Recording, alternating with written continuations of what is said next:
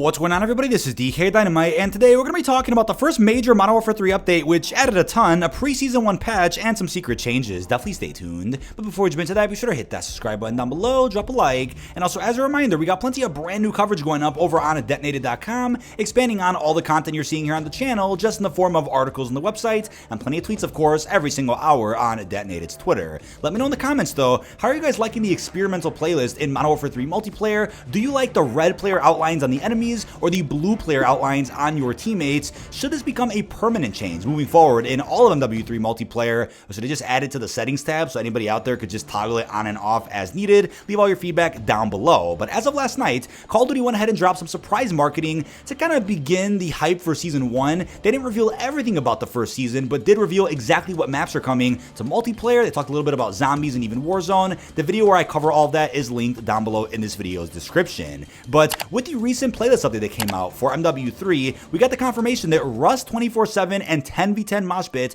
are coming to the game. I believe it's going to be next Wednesday, so we should be getting even more patch notes and some other changes by next Wednesday, and with that we'll also get these brand new playlists, right? Like I talked about on the podcast, I'm a massive fan of them providing us transparency with exactly what playlists are up next, so people out there aren't confused as to what's going to be coming next week and what might even get removed, which just got added this week. But the COD Updates Twitter did go ahead and post the following. A small update has been released that includes the following bug fixes. Fix an issue preventing players from launching into DMZ from MW3 on free-to-play accounts. Fix an issue where cross-platform parties hosted by a PC player would experience an unintended menu when cross-launching from COD HQ to MW2. Fix an issue where daily challenges will not correctly progress in Plunder. Then fix an issue where the DDoS screen effect could continue after the DDoS ends. Fix an issue where the Phalanx Tier 4 faction mission Fearless does not properly track the objectives required to progress. That's for DMZ. And lastly, fix an issue where the battle revive screen effect could remain after being revived by another player. Now, Sledgehammer Games was also on the Pulse Check podcast as of a good 24 hours ago, and during the podcast they revealed quite a bit of information, some in regards to some secret changes that they're working on now, and other things that just provide some transparency for the entire multiplayer community.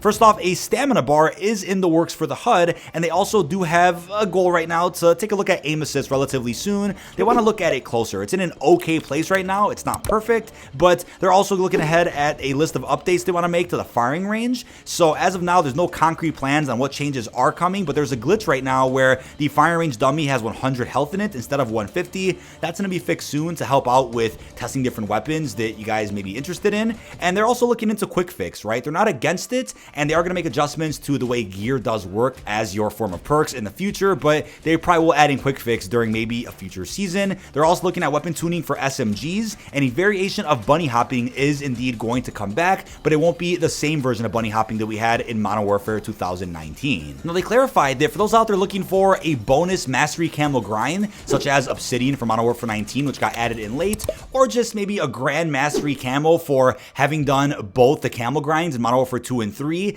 as of now, they're not exactly working on something. They may look into it in the future, but when they did think about this a couple of months ago, it did create certain issues. Who knows what those issues were, but as of now, there's nothing exactly in the cards. But wouldn't be shocked if by Season 3, 4, even as late as Season 5, they might look at least some type of reward for having done both grinds, or one ultimate mastery universal camo that you get for having done everything. Not saying they're going to add in another camo grind on the same scale as Orion or as Interstellar, but maybe something just to reward players who have gone that far. But for those wondering, what about seasonal prestige? Was that a question asked on the Pulse Check podcast? Yes, it was, and sadly, Sledgehammer did say that Classic Prestige isn't coming back. I say sadly for those out there that are looking for Classic Prestige to come back. I'm just kind of one of those in the middle type of players where I'm not against seasonal prestige. I would just prefer if a Call of Duty did release with at least 5 to 10, then add in 4 to 5 more per season after that, but launching without any at all is not something that I'm necessarily on board with, but I understand why maybe statistically they have to do that.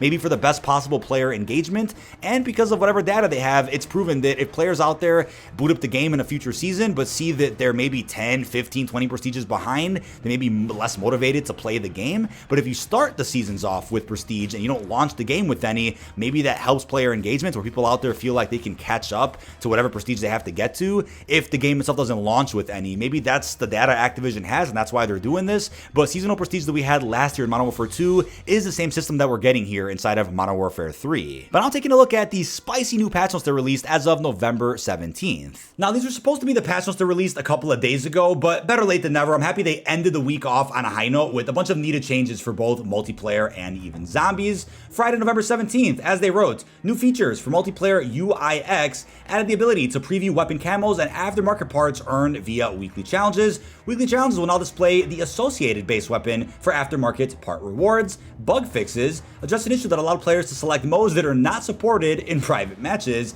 Players will no longer be stuck in an activating token state after consuming an XP token. Addressed an exploit that allowed players to equip aftermarket parts without meeting the minimum requirements. Then gameplay movement decreased tac sprint refresh delay after sliding by 75%. Decreased tac sprint refresh time to match the infantry, vest, running sneakers, and decreased sprint delay after sliding by 53%. I believe this brings us back to weekend 2 of the beta movement-wise. They also wrote, at launch, we introduced a delay after sliding to the tac sprint refresh time. A review prompted by player feedback determined that the previous delay was too aggressive. Today's update aimed to improve movement fluidity without making slide and tac sprint repetition the only viable choice for players. Progression-wise, with weapons, corrected attachment unlock requirements for several MW2 weapons, and then for challenges, corrected unlock challenge tracking conditions for BBQ, the operator, addressed an issue that prevented the progression of the priceless Camo challenge for the DM58 marksman rifle. Armory unlocks. Wins will now progress the Armory unlocks without first completing daily challenges. Look for UI modifications in a future game update to better reflect this change. That's actually massive. We'll talk more about that in a second, but it's a huge change to the Armory system, which I believe launched kind of on the wrong foot, but is going to be going in a much better direction with every future update. Maps, estates, increased brightness in low light areas to improve player visibility. Underpass, adjusted a spawn point in the parking lot to prevent players from dying upon respawn. Kill streaks, remote turrets, addressed an exploit that allowed players to become invisible. They're also investigating reports of further exploits with the remote turret. It will be re-enabled for use once it is deemed safe. Moving on to zombies though, lots of much needed changes here coming in from Treyarch. Gameplay-wise, address an issue that allowed players who are eligible for a story mission to be automatically queued into one if a different squad completes a story mission exfil. Address an exfil timing issue that allowed players to fall from the exfil chopper at the edge of the map when departing from the sub-pen. This happened to me countless times. I'm happy this is fixed. It was very frustrating. The cooldown for exfil activations has been increased to 2 minutes. Close an exploit that permitted the duplication of a player's weapon, and close an exploit that permitted the duplication of score streaks. So yeah, that was definitely a reason why the sentry guns were being duplicated all around the map, and then that was causing server issues, which was very unfortunate. Mega Abomination, just an issue that could prevent the Mega Abomination from ignoring players in the high difficulty zone. Yep, sitting on a rooftop somewhere, he will just sit still while other zombies couldn't even see you, so definitely a bug. Stability, just an issue that prevented players from entering the Modern Warfare Zombies menu due to timed out waiting for instance inventory. Saw that in DMZ as well. Reduce the number of zombies that spawn at exfil locations to improve stability, vary stability, and map fixes. That's going to be controversial, right? I think the issue with this is that, yeah, you've fixed one issue with XP farming, but you've also made the exfils a lot less interesting. I think you've reduced the stakes drastically when exfilling now, since there's like no zombies that spawn there anymore. So that's probably going to be adjusted again later. But progression, general, address an issue where weapon names were replaced with placeholder text when completing a camo unlock in the AAR. So yep, after action report. Battle Pass, address an issue that prevented players from earning Battle Pass XP in Modern Warfare Zombies. That's a big one for those that didn't finish your Season 6 pass. Camo challenges, first off with weapons, FR556, address an issue where the digital Wildwood camo completion criteria was incorrect. Completionist camos, Golden Enigma, Modern Warfare 3, and Golden Ivory, Modern Warfare 2 update. We've released a fix that allows players to complete the Golden Enigma and Golden Ivory completionist camos with non-blueprint weapons. So some very technical issues there, as you can see with zombies. Our teams continue investigating this completionist camo issue and are committed to releasing a fix that allows blueprint weapons to be completed. We thank everyone for your patience and the messages we've received regarding weapon configurations while we continue investigating. We're probably gonna get more patch notes this upcoming Wednesday, but I'm happy that they kind of added to what was already fixed this past Wednesday on November the 15th. Everything that got added here on the 17th was meant to be bundled with all of this, but still, we've got quite a few and major updates to go ahead and improve multiplayer and zombies during the first week of launch of Modern Warfare 3. Now, at the very end of the Season 1 blog post that we got, which I talked more about yesterday, this is something that people out there haven't really been talking about, and that's a cool update to the COD HQ. There will be an update provided in Season 1, which allows you to seamlessly transition even faster from mode to mode or game to game. As of now, I know it's a bit frustrating with how long it takes to even boot up Modern Warfare 2 if you wanted to. Essentially, you're booting up COD HQ, then booting Modern Warfare 2 again through that. that. Whatever the new Call of Duty is the first COD that launches when you open COD HQ, but for older titles like Modern Warfare 2, you have to boot up the game again. So it's a launcher within a launcher, if that makes sense. But hopefully whatever update's coming in Season 1 allows you to transition from multiplayer to Warzone to even a past Call of Duty even quicker. But I'm gonna end this video by saying it's a massive W to see the change that released for the Armory system. It's a system that I don't think got executed in the best way. I think on paper, conceptually, it's a phenomenal system that really boosts replayability and allows you to take shortcuts to unlock certain things without hitting certain milestones and certain levels.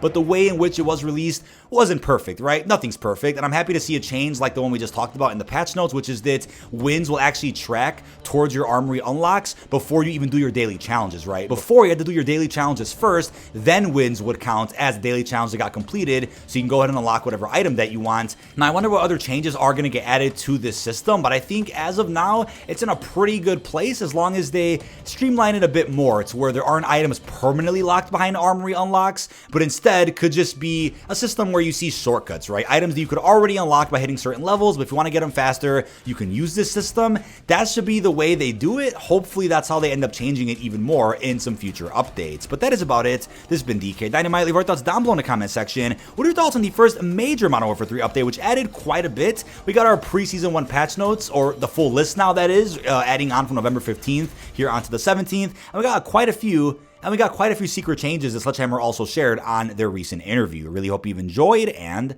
peace out, everybody.